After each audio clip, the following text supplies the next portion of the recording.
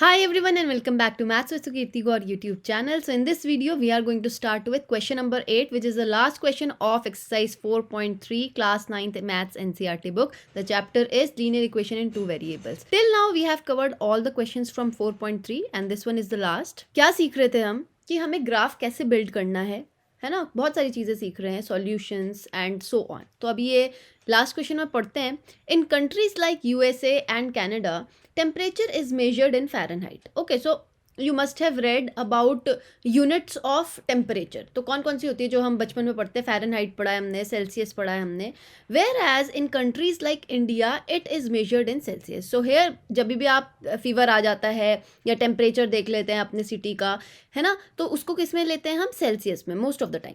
Hair is a linear equation that converts Fahrenheit to Celsius. तो Fahrenheit जो unit होती है, जस्ट लाइक हम लेंथ में मीटर सेंटीमीटर, है ना, बहुत सारी यूनिट्स को कन्वर्जन देते हैं, वैसे ही फ़ारेनहाइट से सेल्सियस में अगर हमें चेंज करना हो तो उसके लिए हमारे पास ये इक्वेशन है.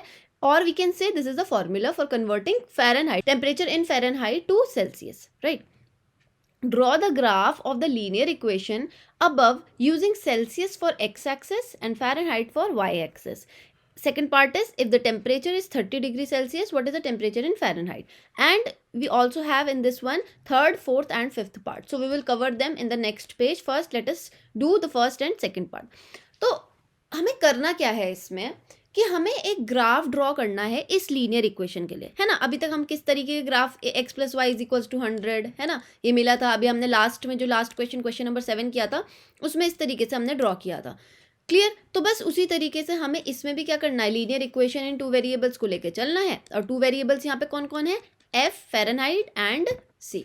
ठीक है. और उसके अकॉर्डिंग हमें ग्राफ में एक्स एक्सिस पे सेल्सियस स्केल लेना है और फ़ारेनहाइट को वाई एक्सिस पे लेना है. सबसे पहले तो कुछ 3 वैल्यूज निकाल लेते हैं जिससे हम ड्रॉ करेंगे ग्राफ को. तो f is equals to 9/5 c plus 32.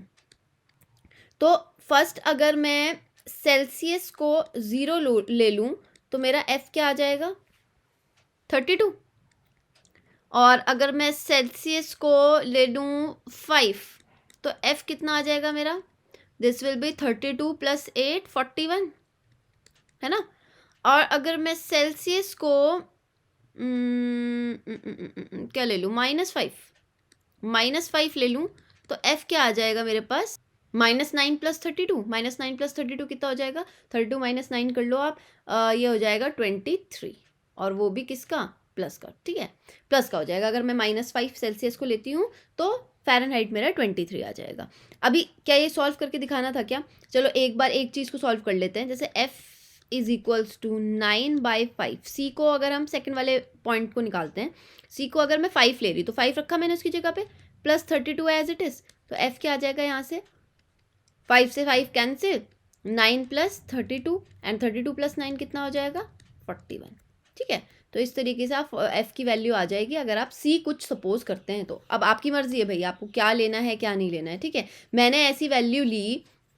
देखो यहाँ पे की क्या है, अगर आप 9/5, जैसे f is equals to 9/5 c है ना. अब ये c की जगह फॉर सपोज आपने 2 ले लिया, है ना. फॉर सपोज आपने 2 ले लिया क्योंकि मैम तो कहती है ना, सुकीर्ति मैम ने बोला है कि भाई कोई भी वैल्यू आप सपोज कर सकते हो.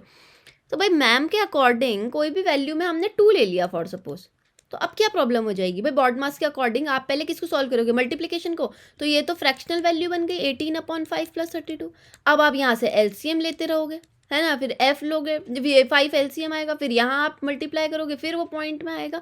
वो सब सिस्टम नहीं करना है. इसीलिए थोड़ी सी चालाकी दिखानी है, स्मार्ट वर्क, है ना, हार्ड वर्क नहीं, स्मार्ट वर्क करेंगे. स्मार्ट वर्क क्या था कि इस 2 को क्यों रखे भाई? यहाँ पे ऐसा रखते हैं जो 5 का मल्टीपल हो, है ना. जैसे मैंने 5 को यहाँ पे सेल्सियस की जगह 5 रख लिया, नीचे 5 से वो कैंसिल हो गया, सीधा मेरे पास होल नंबर एक वैल्यू आ गई.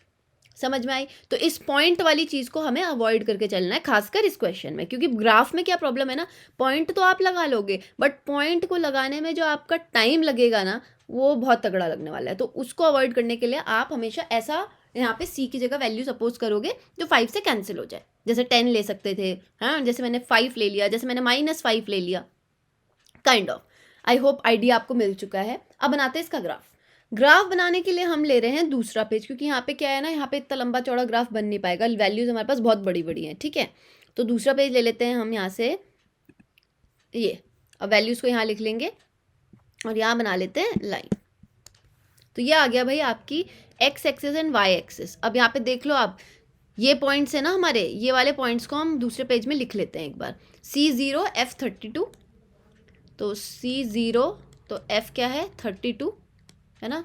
दूसरा पॉइंट क्या है C5 F41, सेल्सियस अगर 5 है तो F क्या है हमारा 41, और लास्ट पॉइंट क्या आता है हमारे पास, C अगर -5 है तो F है 23, C अगर -5 है तो F है 23। ठीक है, अब इसके अकॉर्डिंग ग्राफ बना लेते हैं। तो पहले तो यहाँ पे प्लॉटिंग कर लेते हैं। अब स्केल क्या यहाँ पे लिया जाए, देखो वैल्यूज़ किस टाइप की है 32 41, तो एटलीस्ट 45 तक का तो हमें ग्राफ चाहिए ही चाहिए, या 42 का तो हमें चाहिए। तो क्या करते हैं हम बना लेते हैं 7 का ग्राफ बना लेते हैं ना। 1 यूनिट इज इक्वल्स टू 7। ठीक है, तो एक यूनिट पे हम 7 ले लेते हैं। जैसे यहाँ पे ये 0 आ जाएगा हमारा। देखो हमें वाई एक्सिस पे ऊपर ज़्यादा स्पेस चाहिए और नीचे इतनी स्पेस नहीं चाहिए। ठीक है, क्योंकि सारी वैल्यूज़ जो है ना वो वाई एक्सिस पॉजिटिव में ज़्यादा है हमारे पास, और नेगेटिव में वाई एक्सिस पे ज़्यादा कोई वैल्यू है नहीं। तो मैं क्या करती हूँ, इस तरीके का ग्राफ ले लेती हूँ यहाँ पे, है ना, क्योंकि मुझे तो पेज भी देखना है।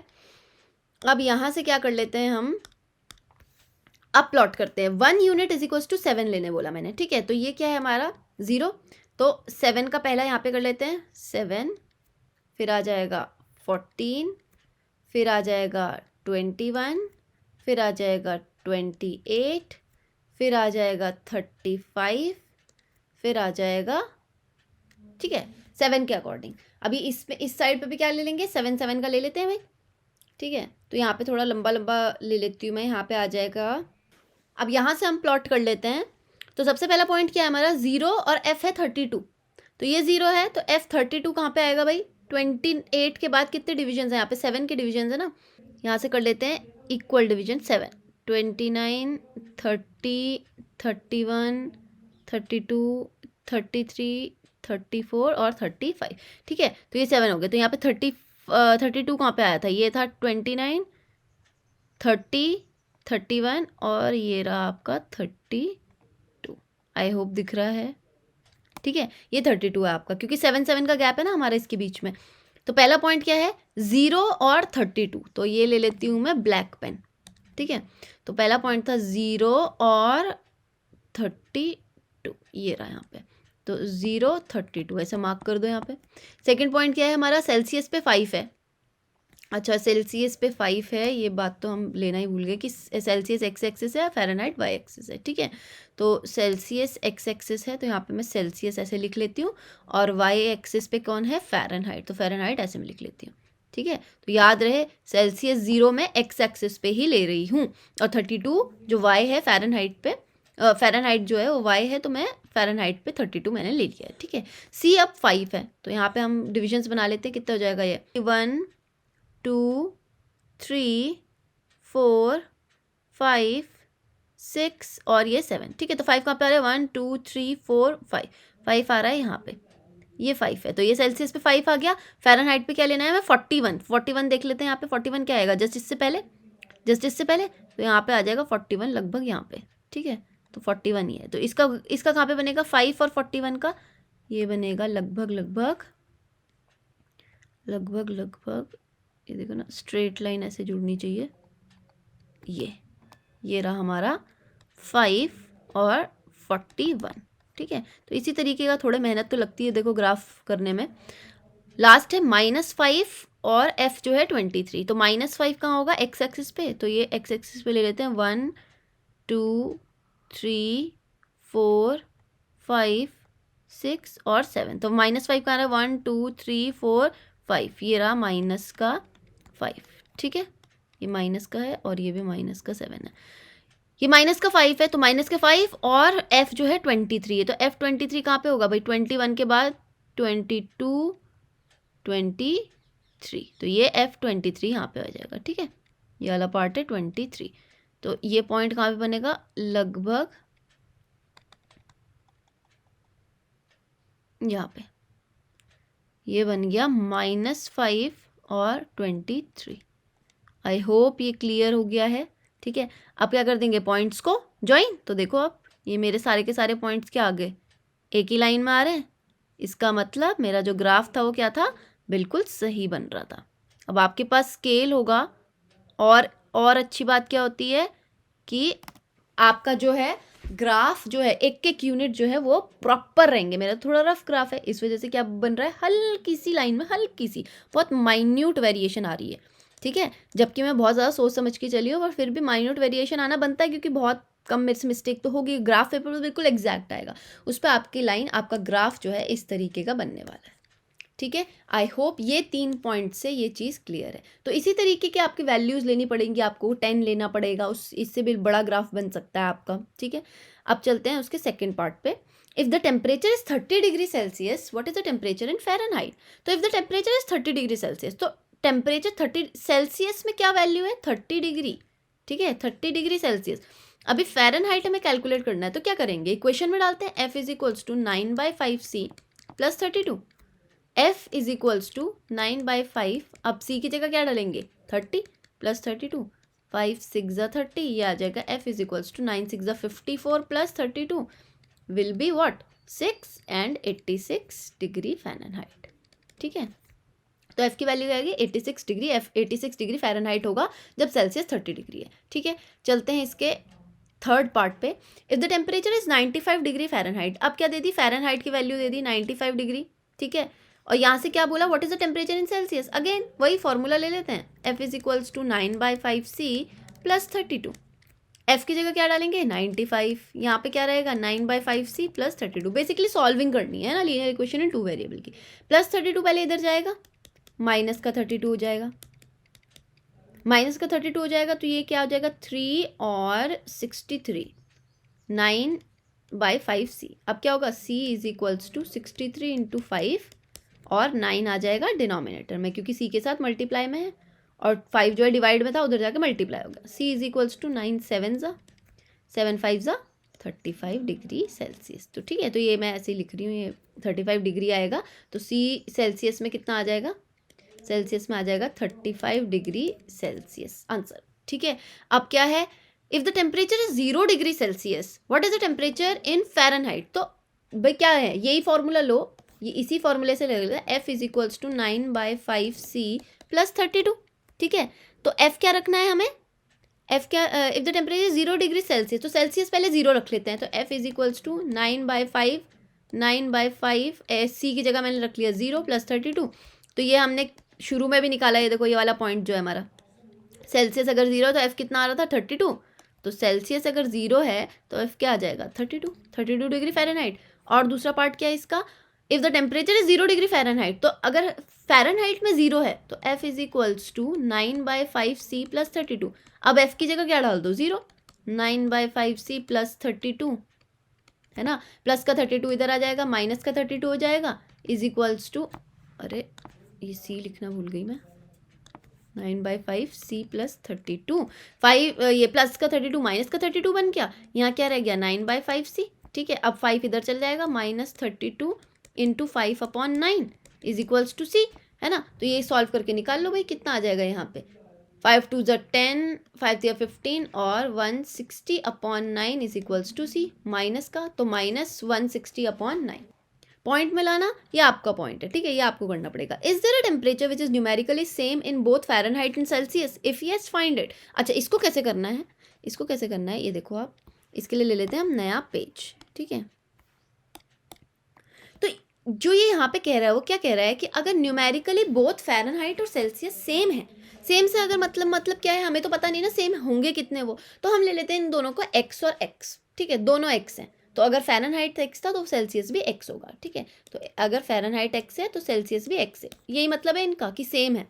तो इसको यहाँ पे लिखते हैं रिलेशन को फटाफट से, और दूसरा पेन ले लेते हैं हम, F is equals to 9/5C plus 32, यही रिलेशन है हमारे पास, है ना।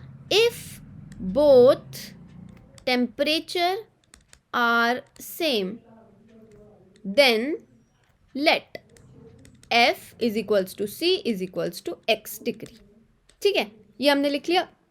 Late us put now, F is equals to x put कर लो, 9/5 C की जगह भी x पुट कर लो, प्लस 32, ठीक है, ये क्या हो जाएगा यहाँ से 9/5x जो है वो x के पास भेज दो, यहाँ पे x वाले एक तरफ इज इक्वल्स टू 32। सॉल्व कर लो, ये हो जाएगा माइनस का 4x upon 5 is equals to 32, है ना। तो यहाँ से आ गया माइनस का 4x is equals to 32 into 5, x is equals to 32 into 5 upon -4, 4 8 ज़ा 32, तो x इज इक्वल्स टू क्या आ रहा है यहाँ पे माइनस का 40। तो अगर दोनों सेम हैं तो दोनों को क्या होना पड़ेगा -40 डिग्री फ़ारेनहाइट और -40 डिग्री सेल्सियस। इस टाइम पे दोनों जो है एक जैसे रहते हैं। तो न्यूमेरिकली सेम कौन सा वाला टेम्परेचर है, -40 डिग्री और -40 degree Celsius. I hope question is clear. तो इसके सारे पार्ट्स हो गए हैं, थोड़ा सा बस ग्राफ में वैल्यूज़ लेने में आपको प्रॉब्लम आ सकती है, बट एक बार आप प्रैक्टिस करेंगे तो कोई भी प्रॉब्लम रहती ही नहीं है। ठीक है, मैंने 7 का स्केल लेके किया है, आप चाहते तो आप 5 का स्केल भी लेके कर सकते हैं। ठीक है, इन केस आपको प्रॉब्लम ना आए, बट ग्राफ हमेशा एक स्ट्रेट लाइन ही बनेगा। इससे आपको पता चल जाएगा कि आपने जो कुछ भी प्लॉट किया है वो सही किया है। तो ये एक्सरसाइज यहाँ पर ख़त्म हो गई है। एंड मैंने बोला था ये क्वेश्चन थोड़ा लंबा चौड़ा है, एग्जाम में आए तो अच्छा खासा 5 नंबर का क्वेश्चन आ सकता है, 5 के 6 नंबर का भी आ सकता है ना, तोड़ तोड़ के। तो आप चाहें तो इसको प्रैक्टिस करके जाएं कभी भी एग्जाम के लिए। तो if you have understood the solution please like the video, if you haven't subscribe the channel yet please subscribe to the channel, also hit the bell icon so that you never miss any update. If you have any query regarding this question or any another question to ask, please comment me in the comment box. Till then, take care. Bye bye.